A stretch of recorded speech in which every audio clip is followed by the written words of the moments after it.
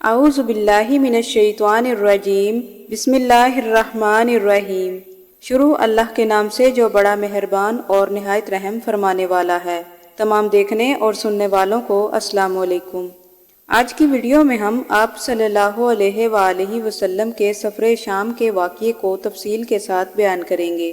آپ صلی اللہ علیہ وآلہ وسلم کے چچا ابو طالب نے تجارت کی غرض سے شام جانے کا ارادہ کیا تو نبی کریم صلی اللہ علیہ وآلہ وسلم نے بھی ساتھ جانے کا شوق ظاہر کیا۔ بعض روایات میں آتا ہے کہ آپ صلی اللہ علیہ وآلہ وسلم نے جانے کے لیے خاص طور پر فرمائش کی تھی۔ ابو طالب نے آپ صلی اللہ علیہ وآلہ وسلم کا شوق دیکھ کر کہا، اللہ کی قسم میں اسے اپنے ساتھ ضرور لے کر جاؤں گا، نہ ہی یہ کبھی مجھ سے جدا ہو سکتا ہے اور نہ ہی میں اسے کبھی جدا کر سکتا ہوں۔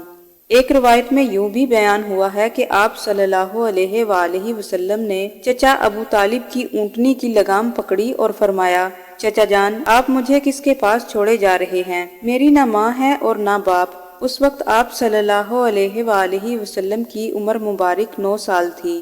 آخر کار آپ صلی اللہ علیہ وآلہ وسلم کو ساتھ لے کر روانہ ہوئے۔ آپ کو اپنی اونٹنی پر بٹھایا، راستے میں ایک عیسائیوں کی عبادت گاہ کے پاس پہنچے۔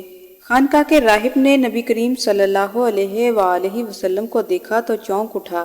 اس نے چچا ابو طالب سے پوچھا کہ یہ لڑکا تمہارا کون ہے؟ انہوں نے جواب دیا کہ یہ لڑکا میرا بیٹا ہے۔ یہ سن کر راہب نے جواب دیا کہ یہ تمہارا بیٹا نہیں ہو سکتا۔ یہ سن کر ابو طالب بہت حیران ہوئے اور بولے، کیا مطلب یہ میرا بیٹا کیوں نہیں ہو سکتا؟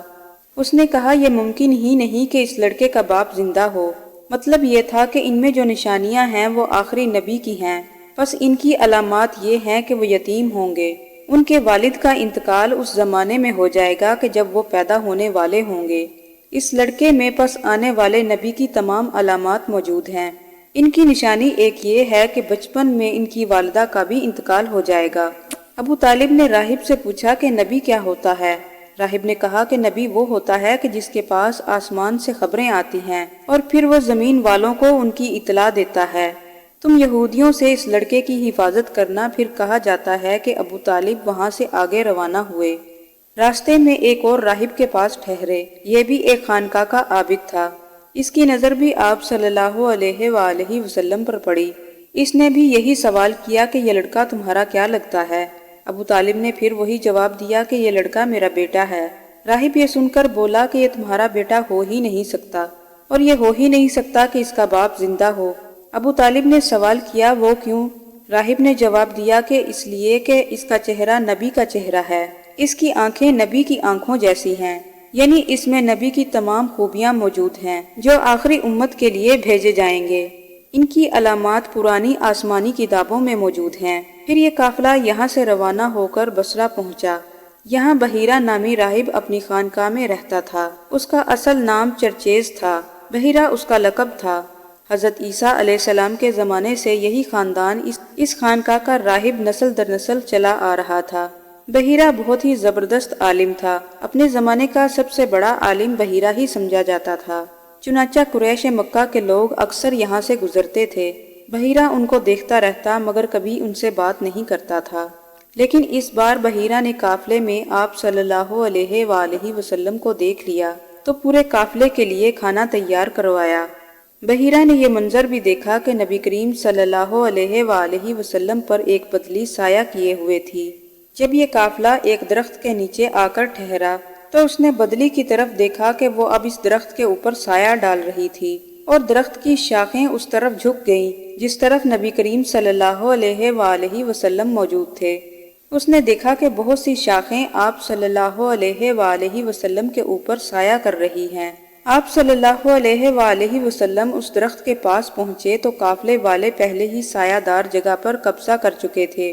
آپ صلی اللہ علیہ وآلہ وسلم کے لیے کوئی سایہ دار جگہ موجود نہیں تھی، چنانچہ آپ دھوپ میں ہی بیٹھ گئے تو شاخوں نے اپنا رخ تبدیل کر لیا اور آپ پر جمع ہو گئیں۔ اس طرح آپ مکمل طور پر سائے میں ہو گئے۔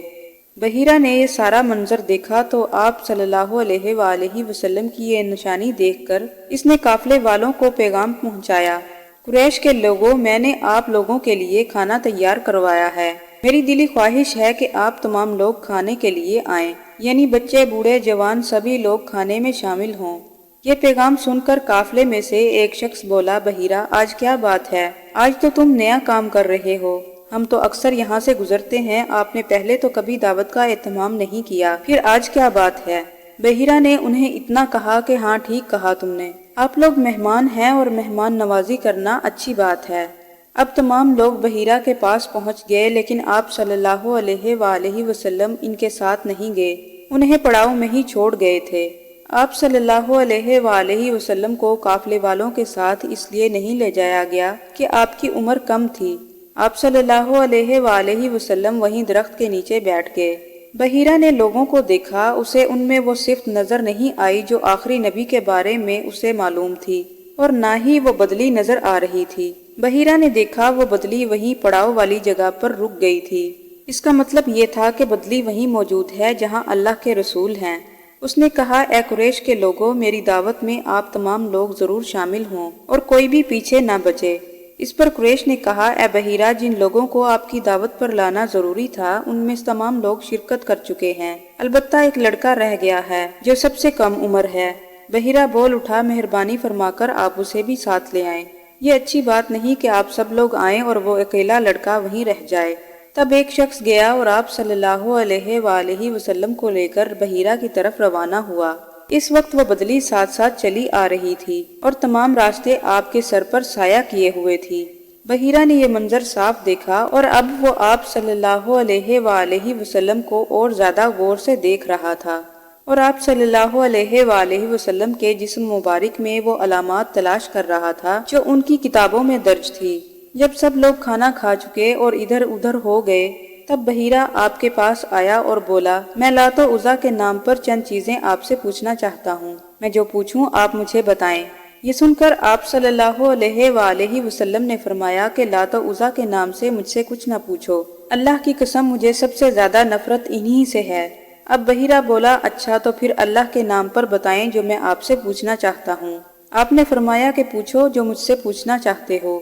اس نے آپ صلی اللہ علیہ وآلہ وسلم سے بہت سے سوال کیے، آپ کی عادات کے بارے میں پوچھا۔ اس کے بعد اس نے آپ کی کمر سے کپڑا ہٹایا اور مہر نبوت کو دیکھا، وہ بالکل ویسی ہی تھی جیسا کہ اس نے اپنی کتابوں میں پڑھا تھا۔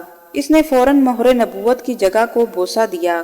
قریش کے لوگ یہ سب دیکھ رہے تھے اور حیران ہو رہے تھے۔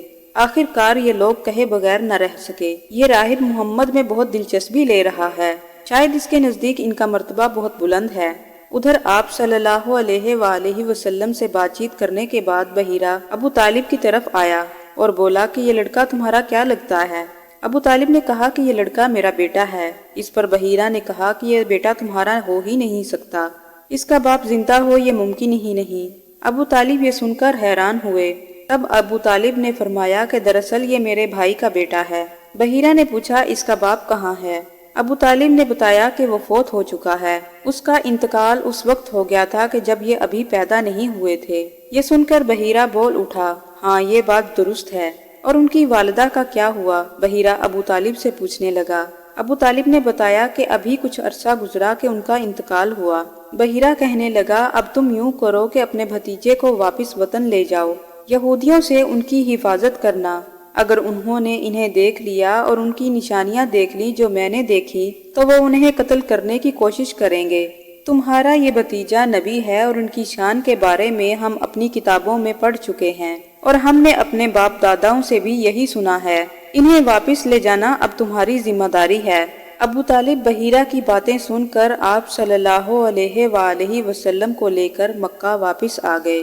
ناظرین، یہ تھی ہماری آج کی ویڈیو۔ اگر آپ کو ہماری یہ ویڈیو پسند آئی ہو تو لائک اور سبسکرائب کرنا نہ بھولیں۔ ملتے ہیں اگلی ویڈیو کے ساتھ، اجازت دیجیے، اللہ حافظ۔